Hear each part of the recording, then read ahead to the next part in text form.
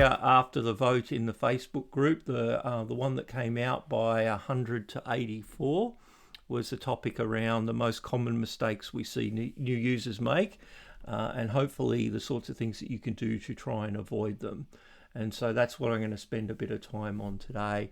There'll be a little bit of xLights in it, but actually most of the things that we see people struggle with have little to do with xLights per se, more configuration and other mistakes that they make. And so we'll cover off on those things.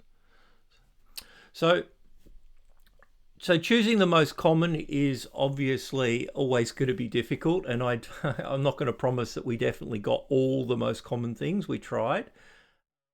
Where does it come from? Well, look, to be honest, we monitor the Zoom rooms. I sit in here a fair bit, as do a number of the other guys in here. And we see a lot of things come and go, and the sorts of things that people struggle with, and the mistakes that people make that aren't necessarily fatal, but definitely can make their life harder than it needs to be. We also see a lot of posts on the Facebook groups, the things that people struggle with. And we're just trying to give you ways through that so that your life goes as easy as possible over the next month, because it will get stressful for a lot of people. A lot of people will feel the time pressure, the expectations that have been created over the course of the year, and that creates a lot of angst, not just for yourselves, but for everyone else that's trying to get your show up and running as well. The advice here is definitely not absolute. You don't have to follow all of it to have a successful show. This is not you must all do it this way. If you don't do it this way, then you're doomed to failure. But really, the things that will make it easier if you follow them, you will, without a doubt. I don't follow all the advice here either, so don't take it as me preaching to you. It's not about that. It's just about guiding you towards the things that are easier. And where there are absolutes, and I really want to make it clear that this is just stupid, don't do it, I'll try and make that clear. The biggest one in my thought is people just not using the tools that are at your disposal. As I said, we've seen a lot of people have problems over a lot of years, and along the way we've developed tools and techniques to try and help people. By far the biggest one is things like check sequence, and to a lesser extent the check schedule if you're using xSchedule. These are tools that are built into xLights. You access them from the tools menu. It's just up here in the tools menu, there's this thing here called check sequence. It actually doesn't just check your sequence. It checks your controller tab, it checks your layout tab, it checks your sequence that you happen to have open, and it runs a whole bunch of detailed analysis of your setup and comes back with a set of recommendations around the sorts of things which are either errors or warnings. Now, errors are things that are fundamentally wrong, things that there is no good reason why we think you would have things set up that way. And then there's a lot of warnings, and the warnings are things where there are legitimate reasons why you might do it, but we commonly find that people don't do it intentionally, and consequently we're warning you and suggesting that you look carefully at this thing and decide whether that's really what you intended to do. Check sequence offers all of our expertise and a very, very thorough inspection of your display setup, etc., and provides you advice on the sorts of things that you should do. And so if you don't run this, it's effectively like having an expert living next door to you and never asking him anything. You should be doing this frequently throughout the year. There's no reason to wait until the end of the year to start running this. The second one's the Zoom room. The number of times we see people post on forums questions around, things aren't quite working, things are the wrong color, things are flickering, etc.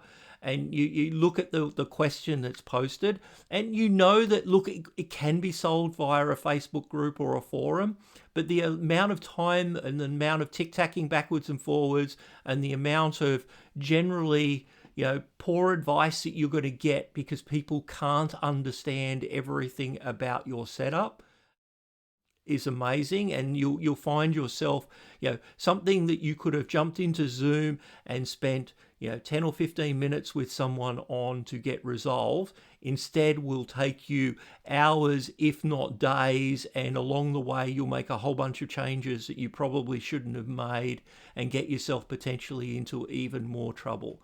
And so while Facebook groups and forums are great places to share stuff and to ask general questions, when it comes to I've got a fault and I can't get it fixed, the Zoom room will always be faster and almost always give you a better answer than you would have got. And those guys, they've seen a lot of stuff, and what they haven't seen, they know who to reach out to get the expert advice. So if you're running some very esoteric controller, or you've got some very strange configuration, those guys know when they're out of their depth, and they will seek out and help you find the sort of person that's going to be able to get you up and running. So please take advantage of the tools at your disposal. Way too many people just don't do so and end up getting frustrated and spending a lot more time than they otherwise would be.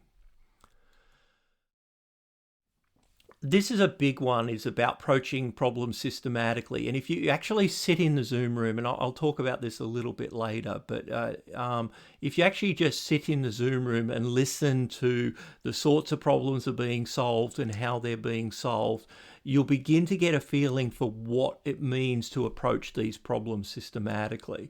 Because when you're running your show's complex. There are multiple devices, there's multiple protocols, there's multiple connections, and you could get any of this wrong, whether it's your xLights or your xSchedule configuration, your FPP configuration, or your FPP as a bridge, whether your controller, whether it's a smart remote or a dumb remote that you may be connecting through, and finally through to your actual pixels itself. There are possibilities to make mistakes in all of this, and using a structured approach to finding out what the problem is always going to land you the right answer faster. Now, don't get me wrong, there's always two ways to solve a problem, what I like to call inspiration and perspiration. And everyone starts with inspiration, right? You look at a problem, someone describes you the symptoms, and you go, yeah, I've seen that before, that's probably X or Y. And look, sometimes that will work and you'll get an answer, and you'll be up and running really quick. But if you've tried a few of those sort of ideas and it's not going anywhere, then you really need to think about the perspiration way of solving a problem, and that means working the problem. Now, you always work the problem from right to left here. You always start at the pixels themselves and you work your way back through the configuration until you find your problem. Along the way, you want to take things out of the equation. So if your lights aren't lighting up at all, then you want to go back to what your lights are connected to, and maybe they're connected to a remote, maybe they're connected to your controller, and you want to find something like the test function. And run the test function here. There's no point running the test function all the way back here, because there could be a problem in any of the connections up to here. But if you can run the test function as close to the lights as possible and see that the lights are lighting up, then at that point I haven't made a wiring error because my lights light up, right? They follow the test pattern, so the communication looks good. I'm not getting any flickering, okay? So there's not an actual signal transfer problem between the remote and the pixels. And so then you step your way back to the next layer and you start to introduce the next piece of complexity. Take things out of the equations where you can. So, if this smart remote is giving you grief and you think like you've ruled everything else out, well, then swap it for another smart remote, or grab those pixels and plug it into a smart remote that you know is working well. If you're having problems with the port on a controller, plug it into a different port. Those sorts of things can help you isolate the limits around the sorts of things that are wrong and help you solve the problem. Definitely focus on connectivity. Check that you are receiving data. Some of the remotes these days have little LEDs that indicate that data is being received. Check that you're seeing the data, because if it's not seeing any data, then the test mode is obviously not working here due to a connectivity problem rather than a problem downstream of here. If when you're running xLights or FPP and you're pushing data to your controller, bring up the page on your controller that shows you the data or how much data that it's receiving. Because if those counters aren't moving, then clearly there's a networking issue between your show player, or a networking issue, or your show player is not actually sending out data to your controller. And so you can isolate problems down like that. Definitely take advantage of test capabilities, swap things out where you can, or use substitutes. So for instance, one of the things that I love to use is these cheap $5 pixel testers. And when I make my pixel strings up, I plug these pixel testers into my strings and I just quickly run a test. And that tells me at least my wiring, my pigtails, any joins that I might have made on my prop are clearly working okay. And I'm not worried at all about this infrastructure. So when I plug this pixel string into a remote or into my controller and it doesn't work, I'm not looking at my pixel string for the problem, because I've already tested it with a device and I know that it works. Definitely take things out that you're not sure that work and use them somewhere else. So if you're skeptical about your pixel string, plug it into a port where you've got another prop which does work and check that it works there. Because if it doesn't work when you plug it in there, then your pixel string's possibly wrong. Right? Plug it into a different smart remote. Take your smart remote and plug it into a different port on your controller. All of these things can help you eliminate things from the equation and narrow in on exactly what's going on. At the end of the day, remember that hardware problems themselves are rare. It's rare that you'll get a bad remote. It's even rare that you'll get a bad pixel. I've been running my mega tree, well, it's not a mega tree, it's sort of more like a MIDI tree, for 7 years now. And I think I've cut out one pixel in 7 years. And these things sit in the hottest sun for 2 months of a year. These things, they don't fail that often. It's much, much, much more common that you've got a configuration or a wiring issue or something like that. And so, jumping to the assumption that I've got a hardware problem and rushing off and replacing hardware and, cutting out pixels, etc., is generally going to be a waste of time. And until you've really managed to drill down and prove that that component is definitely the component that's wrong. The other thing is, it never hurts to double check something even if you know the answer. I'm absolutely positive I've done that. I'm absolutely whatever. Going and double checking on those things, or if someone's helping you, you're up into the Zoom room and they start to walk you through this process and they'll ask you a lot of questions and they'll ask you to test a whole bunch of things. Even if you think you know for sure that it's on or it's configured that way, it never hurts to double check. The guys will always want to see it for themselves so that they can say, yeah, I understand that that's the case, and it's bound to be right. When someone is trying to help you and take you through the troubleshooting process, listen really carefully and follow instructions. Sometimes it's tempting to jump ahead and want to do something, try something else, etc. But that just breaks the process of approaching the problem systematically. So stop, follow the process, let the guys lead you through and isolate the problem down, because you will get to an answer, particularly something that's difficult to solve. This will get you a solution all the time. All right, let's go on. Giving into time sucks, right? There's lots of time sucks around, and the biggest one for me is definitely procrastination. I've done very little for my show this year. The time is now getting short, and if you don't get going now, the odds of you getting a show up and running is probably pretty slim, particularly if you haven't already got everything ready and tested. So now's the time to get moving. Working out problems can definitely be a time suck. You can spend days and weeks trying to get something to be just right, particularly some of the tougher problems. Things like, flickering pixels and the like can really cause a lot of time to be wasted as you work it out. Sometimes you need to just step back from the thing and move on to other things that you can make progress with, rather than getting yourself totally roadblocked on a particular problem and come back to it later, or come back to it at a better time when you might have some more assistance. The other big time suck, and this is the wrong time of year to be worrying about it, is perfection.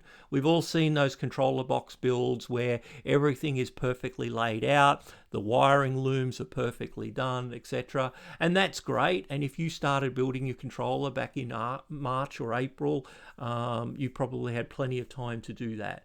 But if you're throwing things together at the last minute, yeah, beware, you don't actually need perfection in a lot of these things. Sure, you have to plug things into the right sockets at the right time, and you have to set things up in the right way, but it doesn't have to be perfect. Your layout on your xLights screen does not have to look exactly like your house. I've seen lots of people sequence their shows with a layout that bears no resemblance to their show at all. It still produces a great show, and the only person that would ever notice is the person who built the show. The people that are watching your show, half of them don't even realize it's set to music. So yeah, you don't need to be perfect on everything, and therefore burn a whole bunch of time when you really don't have it. So don't give in to these if you don't need to. However, there are things that do take time. So sequencing takes an enormous amount of time. If you haven't started sequencing yet, there is probably, you might get 3 or 4 songs at the most done between now and the Christmas season if you plan on sequencing it yourself. But even the mapping process can be time consuming. Sure, if you're buying the sequences from the same vendor over and over again, there are definitely ways in which that can accelerate the mapping process. But I find that even when you map a sequence in, you've got to spend time on tweaking it and fine-tuning it to your props to make everything look as well as you would like it to look. And so don't leave these things to the last minute. You don't want to be sequencing in November for a December show. That's just not enough time. Setting up FPP in your show network, this can also be time consuming, not because it's overly hard to do, but because many of us or many people don't really understand networking, and FPP's got a whole bunch of different features to it. And just before we started this call, we were working on a guy trying to get his panels going, right? But there are so many screens in there with so many different sorts of things that FPP can do that you will find that you will spend a fair bit of time just getting it set up right. Panels can be worse than just setting up pixels and the like. Now, don't get me wrong, setting it up as a show player, that's pretty straightforward. But this often takes more, and we get a disproportionate number of support calls in on the Zoom session where people are just trying to get their FPP up and running. So don't leave that to the last minute. Testing and troubleshooting help. Well, the processes that we've been talking about do take time, and you will have problems. Everyone has problems. I have problems when I set my show up. I will have problems, and I will have to run through troubleshooting, and that takes time, particularly the more difficult to find problems. So you definitely want to be setting things up early and testing often to try and minimize the impact of that on your show. And then, of course, there's family, and if you disappear into a cave for the next 2 or 3 months, you may have issues, let me say. Things to be wary of, things that can get you into trouble. Random drive-by advice. Everyone's got advice, and you need to be careful which advice you take on board and which advice you don't. Now, this is a bit like, don't talk to strangers or something like that.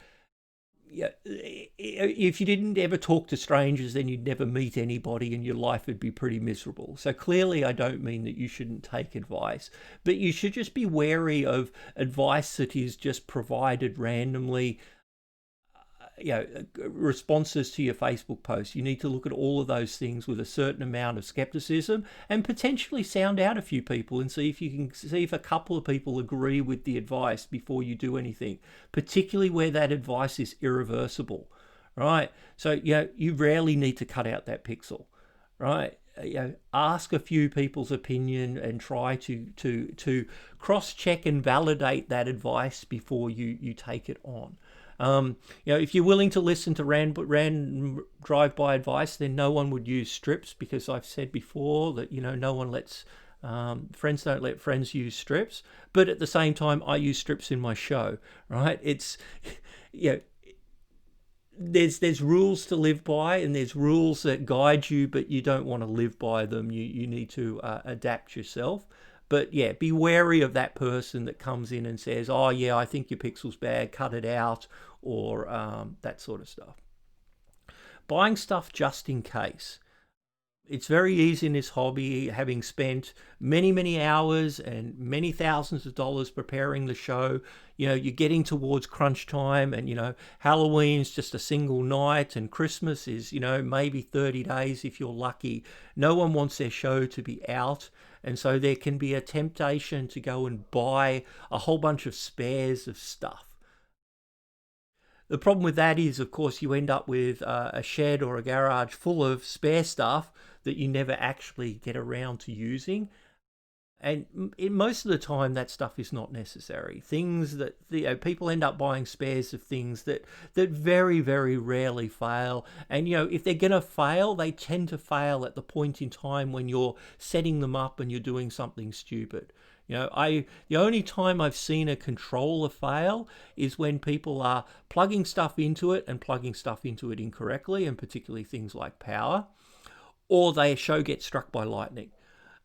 Outside of that, controllers, a bit of moisture damage would be the other one, letting it get wet. But outside of that, controllers are pretty damn reliable, and I don't care what brand of controller it is, they're all pretty reliable. You're not going to find yourself replacing controllers at a drop of a hat, and therefore you don't need to necessarily have that spare controller sitting in the cupboard.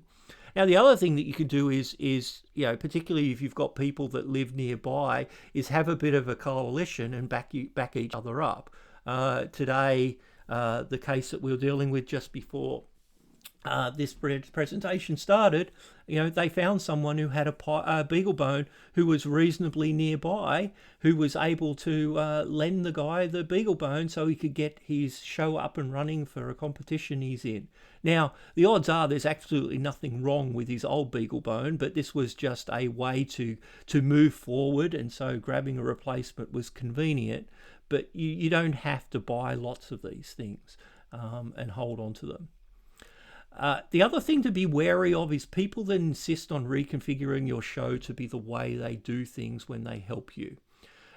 There are times when this may make sense, when you don't have a really strong reason for setting your show up one way or another, but a lot of the time it just adds to the problem.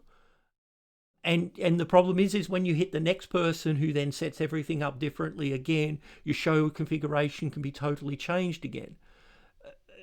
This is not a way. And if someone comes to you and says, I can help you, but only if we change all of your controllers to DDP or to E131, or only if we use the visualizer, or only if we use absolute start channels, you should push back a little bit and say, well, hang on a second, right? Do I really need to make that change in order for you to help me? Because if you kind of understand things and it's just one thing that you can't get working, and they can't make a case for why this fundamentally is the only way to solve the problem, then to be honest, they've probably made your life harder, because while they might get everything up and running, you probably don't understand what's going on. So again, the random drive-by advice, right? Triangulate the advice with a couple other people to make sure that your advice is good and you're not having people just tweak your show to be more familiar to them.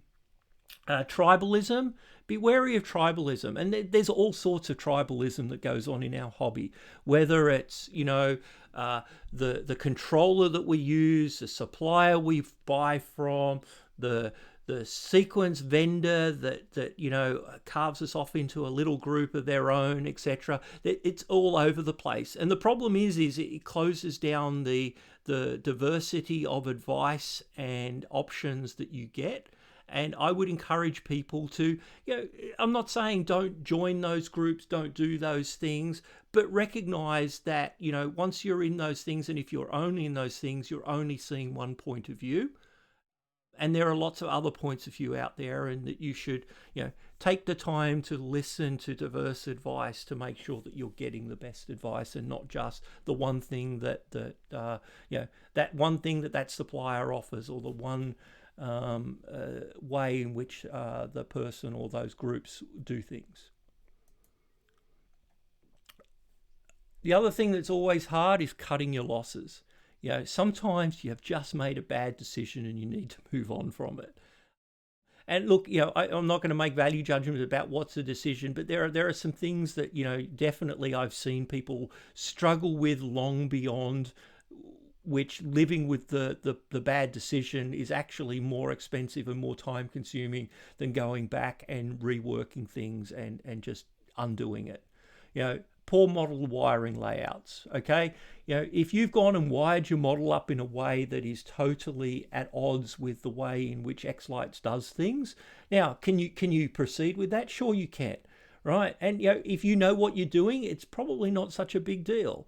But if you're really struggling with the concepts and everything else, and you've got a wiring layout that doesn't map xLights, then you are just going to have difficulties all along. You're going to have to do your own face definitions, your own submodel definitions, right? You're going to have to use custom models when you might have been able to use built-in models. And so unless you're really comfortable with the consequences of all of that, sometimes it's actually easier just to go back to the prop, pull the pixels out and push them back in the right order.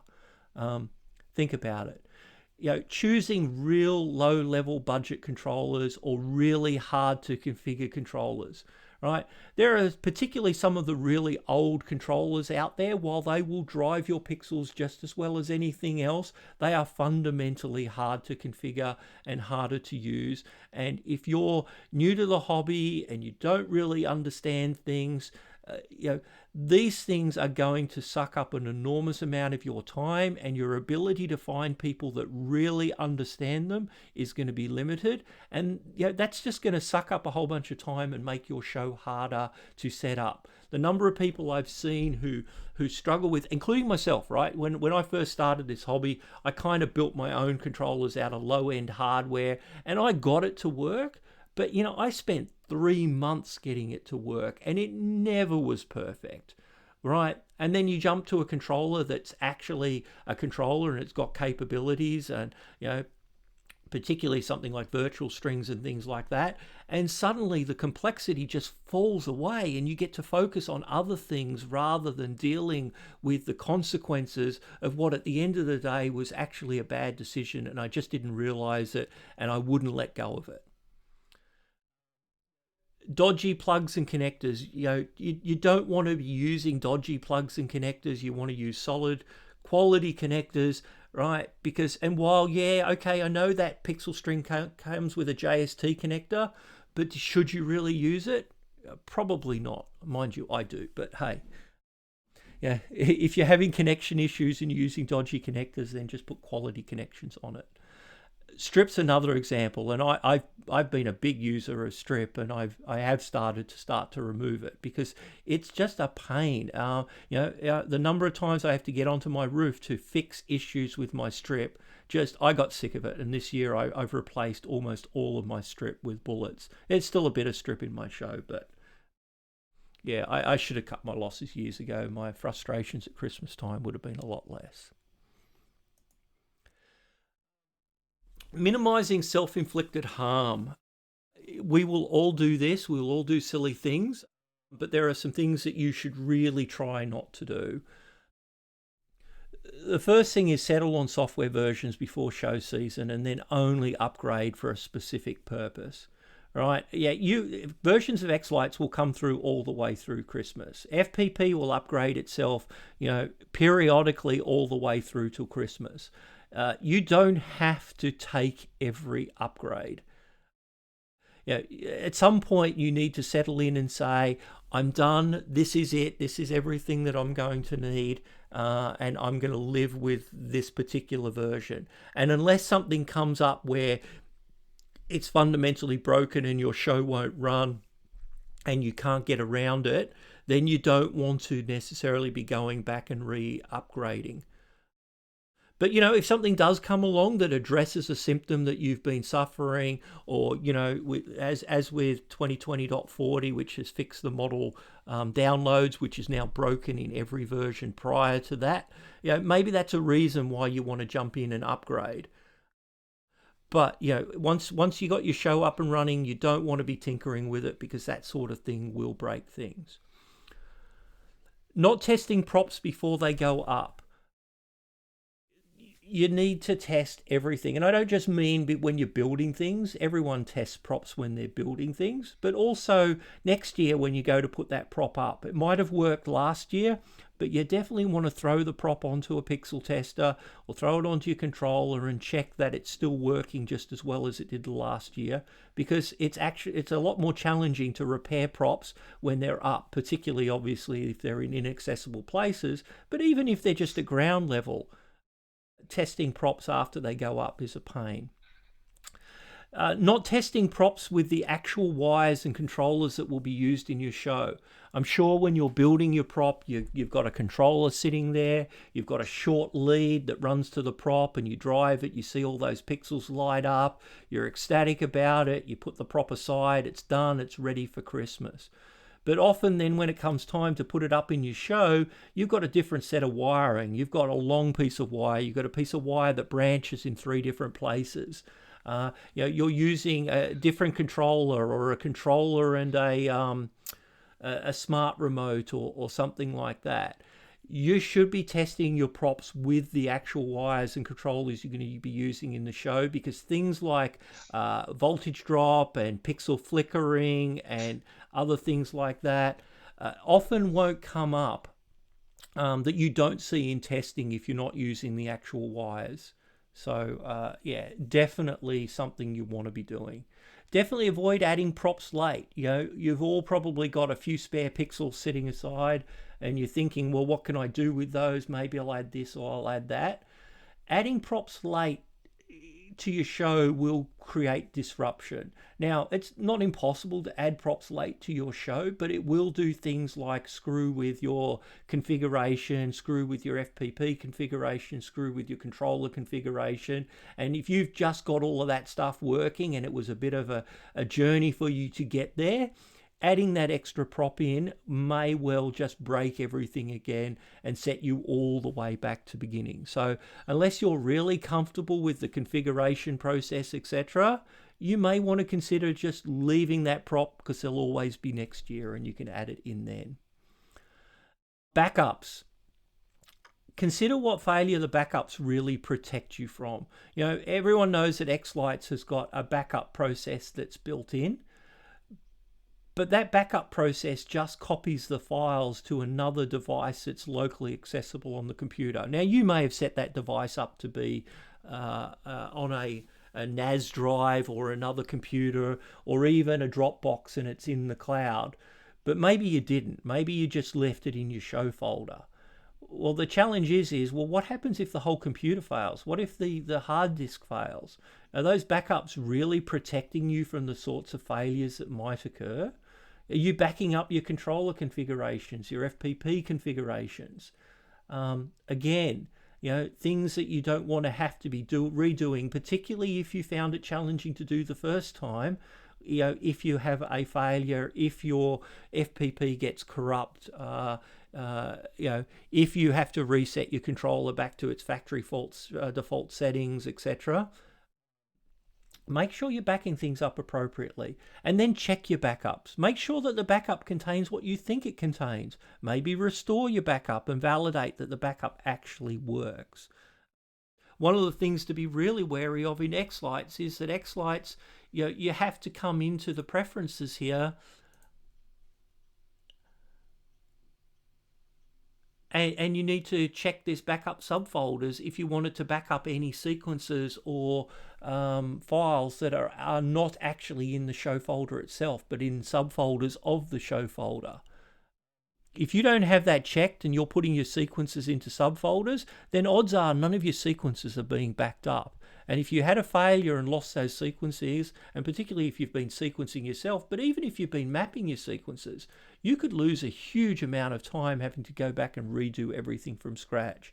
Every year in the Facebook groups, not just the xLights one, but the others as well, you see at least one or two people that lost their computer at the worst possible time, had no backups, and have to give up on their shows. And having invested so much time in getting ready this year, the last thing you want to do is have it all fall over because you didn't just take the time to make sure that your backups were good. And finally, make sure you don't overload your power supplies and your house circuits. Check your power, use a kilowatt or some similar device to validate that you're not drawing too much current out of your house circuits if you've got everything together. Check that you're not trying to drive too many pixels from the same power supplies, because fires do happen, and you don't want to be a victim of something like that. All right, making simplifying choices. So there are definitely ways in which you can make your life simpler for yourself. We've talked about building props the way xLights wants you to. And I've talked about this many times in the past, but if you're in the layout and you're building a star, my computer does not like the fact that it's doing zoom and recording video and everything else. But if you're building a star model, the star model actually only gives you a couple of starting locations, and they're not necessarily where you might think they are. So one is the bottom center, which is right in the crotch of the star just here. The other one, interestingly, is the top, which is the very peak of the star. There is no start point that is at the bottom of one of the legs, which is a place which I'm sure is a tempting place to start wiring a star. So pay attention to what the models can do, particularly matrices. We see people wire matrices in all sorts of weird and wonderful ways. One of the common ones that people run into is they've got a matrix which is, let's say it's 48 pixels wide, and they've got a string of 100, so they go across 48, they go back 48, and they've got 4 pixels left over. And so what they do is they just do 4 pixels, and then they start the next one at the 5th pixel. Well, guess what? That will work. There's nothing wrong with it electrically, but it will never match to the xLights matrix model. So now you're going to have to go to a custom model. And will that work? Well, yes, it will work, but it will run slower. It's not as easy to configure to the controller. Few things like that. It's even worse when it comes to a mega tree, because the mega tree, xLights does all of this funky 3D, wrap the tree around, make it look like a tree. A matrix, it's not that hard to build a custom model that looks exactly the same and functions exactly the same, but it's not possible to do that with a tree. So, wire things up the way xLights offers you the options of wiring it up. Don't come up with new, weird and wonderful ways, because that will just complicate things. If you can, choose a controller that supports virtual strings. Virtual strings hide a lot of ills in your configuration. It allows you to do things like, suddenly change the pixel type in the middle of the prop from something that's RGB to something that's BRG, and the controller can deal with that sort of stuff. It allows you to have props at different brightness on the same output. There's a whole bunch of ills that can be covered up by a controller that supports virtual strings. And use the new configuration tools and the controller upload, right? The more you can let xLights deal with a lot of the complexity, and we've invested a lot of time over the last few years trying to reduce the complexity of controller setup and offering you the ability to go very quickly from it works in xLights to it works on my display. And so taking advantage of these new tools, and to some degree, these are self-referencing, because if you don't build props the way xLights wants you to, it can be harder to use the new tools. But use the new tools if you can, because it significantly simplifies both setting things up the first time, but also dealing with changes, because everyone will change things during the setup process. You'll want to turn brightness down on props. You'll want to throw the odd null pixel in here or there. You'll suddenly realize that the color order on that prop's different, and you'll want to change it. use the new configuration tools as much as you can to try and ease that process. And it would definitely eases the process for guys troubleshooting with you, because they know that stuff is uploaded correctly and they don't have to go and manually check a whole bunch of stuff. There are some people who are going to have a tough season. Right, those people that have not upgraded their software since last Christmas and are doing it now. Now, don't get me wrong, there's nothing wrong with running the same software you ran last year, and it'll almost certainly work perfectly. But if you haven't upgraded all year, and it's now the end of September, and now you're doing the upgrade to xLights, now you're doing the upgrade to FPP, you're going to have some challenges. Probably more so with xLights than FPP. FPP, while it's changed a lot during the year, hasn't changed in fundamental ways, whereas xLights had some very big changes early in the year, and going through those now is going to be tough. If you're planning a big show and you're not well progressed on your builds, you are rapidly running out of time. It does take a lot of time to build things. So yeah, you're in for a world of hurt. And then, those that are using more than just a couple of those little Wi-Fi controllers, etc. It always amuses me, the people that are running large numbers of these things. And look, I know you technically can, but you're still in for a world of hurt. They have a tendency to be unreliable in real world scenarios. They work well in your shop, they work well when you're running a couple of them, but once you get them out in your yard, once you've got 100 people out the front of your house watching your show, there are just way too many variables that you are not controlling for those things to be something that you are not going to have difficulty with at some time. And if it runs for you fine, well, that's great. I'm glad it runs for you fine right now. But I'm willing to bet that there's going to be some point in time in the future when it's not going to run fine, and it's going to be really hard to troubleshoot. So yeah, be wary of those sorts of things. Things like using super low-end controllers like Arduinos to run pixels. Arduinos can be fine for running, some FETs or triacs, etc., to run some AC lights. They're fine. Run a few relays. They're fine. But if you want to run anything more than a handful of pixels on an Arduino, and you want to be pushing data to it, etc., those sorts of things are things that you're going to struggle with. That's what I did my first couple of years. And yeah, I got it to work, but it was a very, very, very hard road. Of course, this is 2020, so it's 2020. If it can go bad, it will go bad. So have a plan. Many areas around the world, regardless of the amount of COVID that might be circulating around your community, everyone is concerned about things. And so you need to be aware of local restrictions. You definitely need to have a plan for managing crowds. And I don't necessarily mean you have to submit a formal crowd, although your local regulators may require that. But you definitely want to be thinking about, well, what am I going to do if suddenly I have a lot of people? If you're in warmer climates and people have a tendency to get out of their cars and linger around in groups out the front of your show, you're going to want to be thinking about, how am I going to manage that? Because, in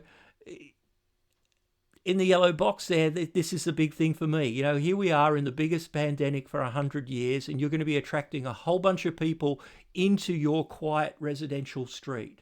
It's kind of easy to see why some of your neighbors may be a little concerned about that.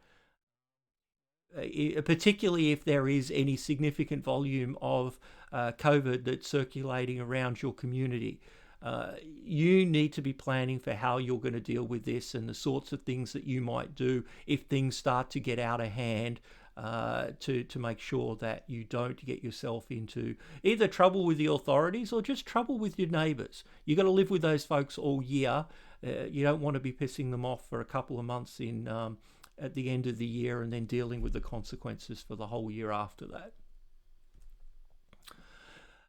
Have on hand the tools you'll need once the show is up. Once your show is up and running, you will occasionally need to troubleshoot things. Having a multimeter is definitely a necessity for checking those voltages. Having some way in which you can join wires together that might need to be joined together, whether it's a portable soldering iron, something like Scotch locks that allow you to just, temporarily join wires together, or solder sleeves and a heat gun. You're going to need something like that because, some kid will trip over some prop and pull a wire out, and you'll be out there joining it back together again. You'll need a cable tie gun, and you'll probably need lots of ammo because, I don't know, I use an enormous number of cable ties when my show goes up. You'll definitely need a notebook and pen. I sit down out in front of my show for hours at a time taking notes of all the things that I'm not happy with that need to be corrected. So you'll be making lots of lists. And having null buffers, whether they're the neatly packaged F-amp styles or other styles, you want to have some of those on hand, because if you have pixel flickering issues and the like, these sorts of things can be the magic fairy dust that you can sprinkle onto your display and make those problems go away. So have a few of those on hand ready to go.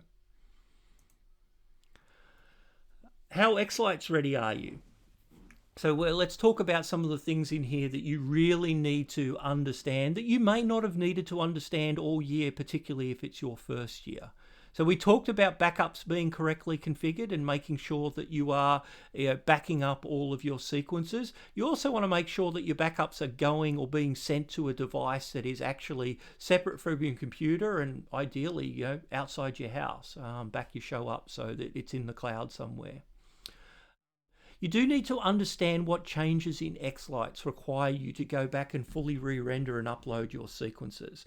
So when you make changes, particularly on the layout tab, almost every change that you would make on the layout tab will require you to go back and re-render your sequences and then re-upload those sequences to either your show player or out to your remote controllers, etc. And the reason for that is it moves things around, right? So if you move a prop around, even as something as simple as grabbing a prop and moving it around, changes the location of that prop within a group. And if you're using a per preview render style to render something on it, that data is now going to be different. So now you need to go back and re-render every sequence that might have a whole house effect or something on it and re-upload the data if you want that particular change to be represented in your show. Now, there are some things that you can change here that don't necessarily require that. So a lot of the things here under controller connection don't really require you to go back and re-render, but they will require you to do things like re-upload your controller configuration. So being comfortable and familiar with which things require what helps you make sure that you don't miss a step. The number of times we get people that show up in the Zoom room with a problem with something, and when you talk to them about it, it turns out that they made a change here and they forgot to re-render and re-upload their sequence to FPP, and that's why when they play it out of FPP, it looks all scrambled or not quite right. That's a common cause of the problem, is people not understanding when they need to re-render and re-upload. If you're new to the software, you've probably never used batch render. So batch render is here in the tools menu. And what it allows you to do is to basically re-render your sequences in bulk. So I can go in here and get all of my sequences, and I can come through and say, well, I'm not actually using all of these sequences, and I don't. A lot of these things are just test things. But I can just go through and choose a bunch of sequences here, click OK, and xLights will go off and render all of those sequences and recreate the FSCQ files, which I can then upload to my show player. And so I don't need to open each one up individually and do the render and do the save and babysit the thing. I can just kick this off and let it run. Now, the only thing to be wary of is if you've made a change to your show layout which breaks your sequence, you've renamed a prop that's used, or you've deleted a prop that was used in the sequence, you do want to go in and load those sequences up and clean up those props before you run the batch render, because the batch render will stop every time it hits one of those problems. And while you can fix them and complete the render, it doesn't actually fix them permanently. You still have to go back and fix them, so you may as well go back and fix them at that point. So yeah, you're definitely going to want to use batch render because you will use that several times during the season. Know how to upload your controller configurations. So by now, and oh yeah, some of these are set up. This is mostly my last use display. Making sure that you've got your vendor and model and variant set here so that your upload inputs and outputs are appropriately enabled. And then using that to push configuration to your controller is a huge time saver, and it guarantees that consistency that you need between your show player and your controllers, and that everything is lined up. You really don't want to be going back to the dark ages where you had to type all those numbers in and then manually verify them all because you'd made some sort of typographic error. So learn how to do that. Learn how to upload sequences to your show player and remotes. So, whether you're using xSchedule, in which case you want to make sure that, your show folder down here is pointed correctly to your xLights show folder so that it's always picking up the latest rendered sequences. Or if you're using FPP, you're using the tools and the FPP Connect software here, which I don't have any running at the moment. At least I don't think I do.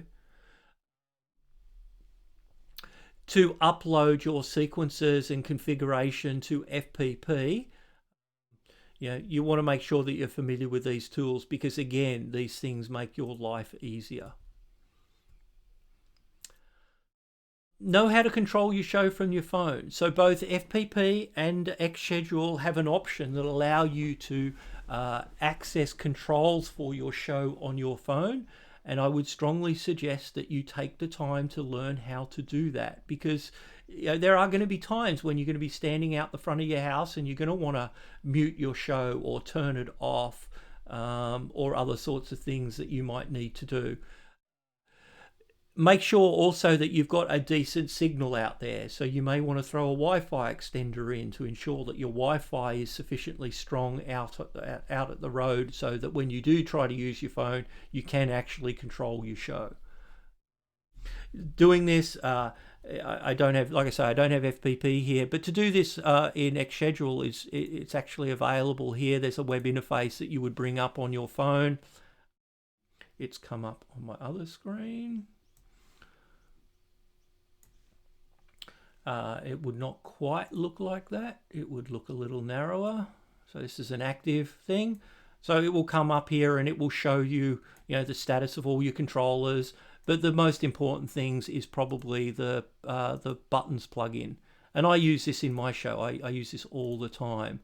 The ability to stop things, add 10 minutes to the schedule. If I'm out there and the show's about to finish and there's still a crowd, I might throw an extra 10 minutes onto the show. I'll use the mute, so if people are misbehaving or not following instructions, I'll just mute it, or I'll just turn the lights off. The show continues to play, but the lights go off. Those sorts of things. I've also got test sequences here that I can throw up. So if I want to test to make sure that all my pixels are working correctly, I throw it into a test sequence and it just lights everything up, red, green, blue, white, red, green, blue, white, and I can run around and check that everything has come on as expected. I also have an animation here that I use, which basically lights everything up with patterns, etc.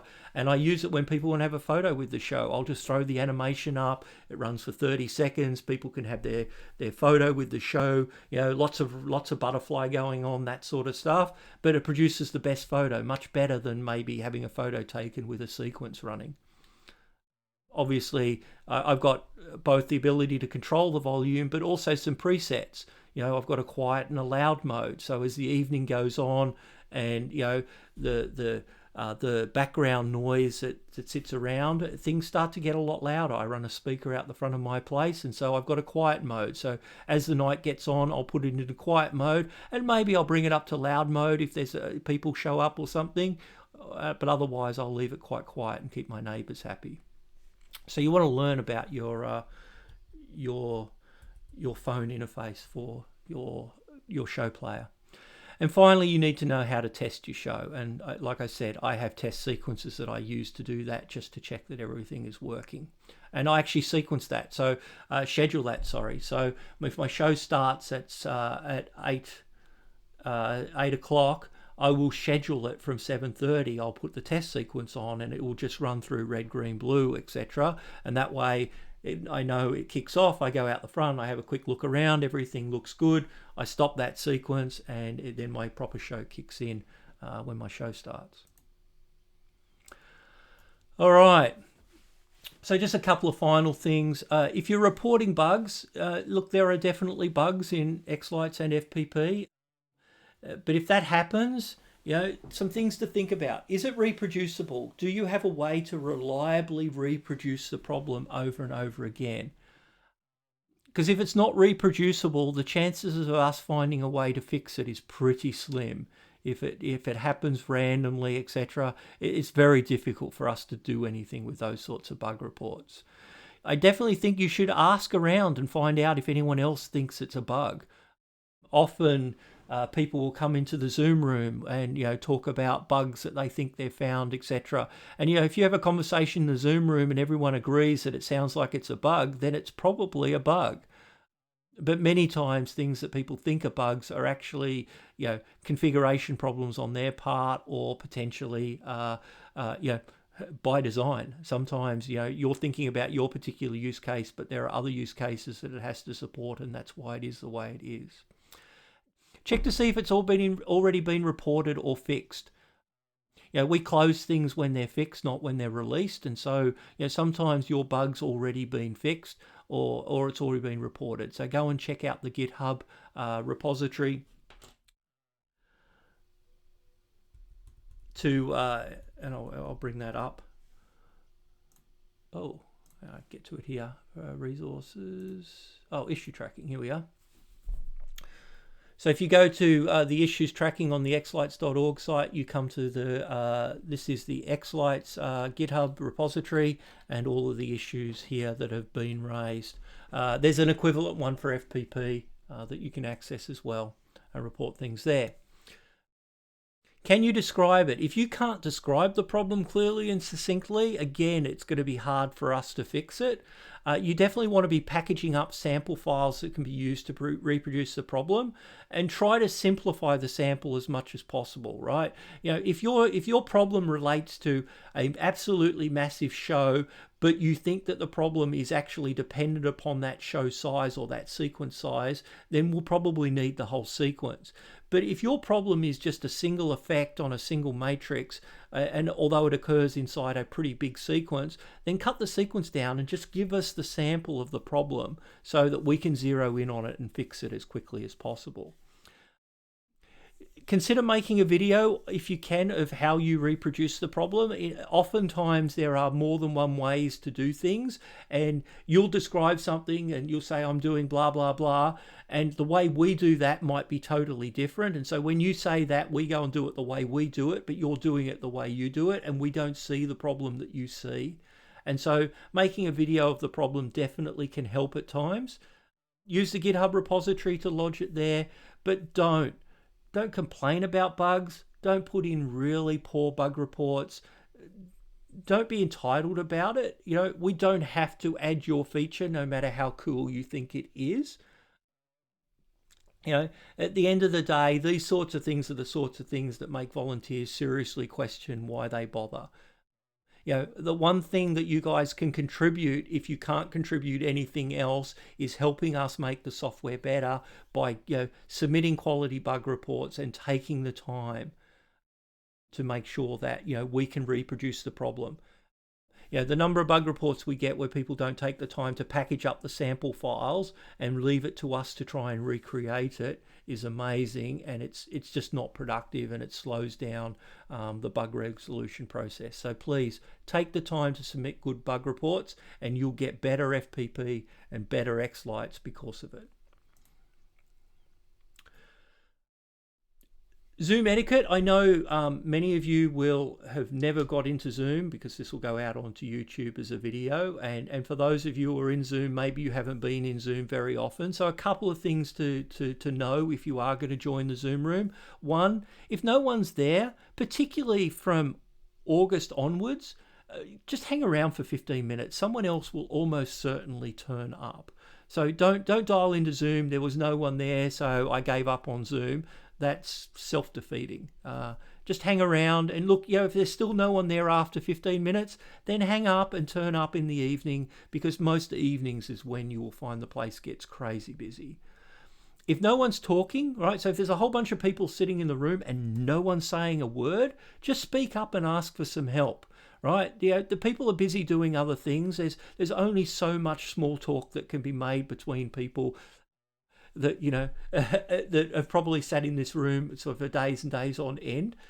So speak up and ask the question, and someone will generally respond. And if no one responds, wait a minute or two and ask again. If they're in talking and carrying on, if they're just talking crap, if they're just reminiscing about the past or talking about some other unrelated topic, again, just speak up and ask if you could get some help. They'll generally drop their conversation and lend a hand. They were just passing time. If someone else is being helped, raise your virtual hand. If you go to, I think it's to the participant screen, you have the ability to raise your hand. It puts up a little blue hand alongside your name. It bubbles you up to the top of the list, and someone will call upon you when they're done. The other thing that you can try is asking your question in chat. Sometimes someone will either directly give you an answer. Sometimes, if it's really crazy busy, someone will volunteer to jump into a breakout room with you one-on-one and help you out there. As the room gets busier leading into Christmas, this can really, we really struggle to get through everyone. And so we take extensive advantage of breakout rooms. And so we'll push people off to rooms and get them helped along the way. The other thing I'd point out is that the people that get the most out of Zoom don't just pop in to ask questions. They linger and they listen. Even if it's only in the background. So if you're sitting there in the corner pushing pixels into the prop, having Zoom on and listening to the sorts of problems that they're solving will teach you stuff. Right, you'll hear the sorts of problems that people are experiencing. Every now and then you may well hear someone with a problem that you've seen in the past and didn't know what was going on, and you have that opportunity to focus on it for a little while and maybe learn a little bit about what's going on. Or every now and then someone will pop in and ask a question about how was this effect created, or what was this, etc. And you'll actually think, I'm pretty interested in that, and you can focus in on it and learn something along the way. So there's a lot of people that hang around in Zoom just to hear what's going on and learn something along the way. So a final word. This is an amazing community. It's no other hobby I've ever seen where people half a world away will patiently troubleshoot your show to get it up and running and ask for absolutely nothing in return. Having a Zoom room with people sitting around just willing to help is better than any corporate help desk in any company that you could imagine. And so I do strongly encourage people to take advantage of those things. And then, once you build your skills up, etc., consider contributing back. It's always great to see when new people are sort of piping up and saying, I can help you with that. I've seen that one before. That's always great to see. And because year on year the people that help out in the Zoom room aren't the same. There's always some turnover, some people that move on to other things, etc. And who knows, you might be one of those experts next year who's helping out. Finally, if you're watching this video and it's now November, you may want to go and check out a video I made a year or two ago about building a Christmas show in mid-November. This is one that goes even a little bit more aggressively into directing you to things that you would want to be doing if you had very little time and you wanted to get something up and running. And so I'd encourage people to go and watch that one if you find yourself in that particular circumstance. So guys, I hope that helped. I hope that sort of helps you avoid some problems, maybe guides you towards some things which are good. I realize there wasn't a lot of xLights in it this time around, but you know, it's that time of year when xLights is often not the key thing that you're worried about. It's that wiring, those props, those show players, etc. So best of luck for the season, and I hope all of your shows go spectacularly well.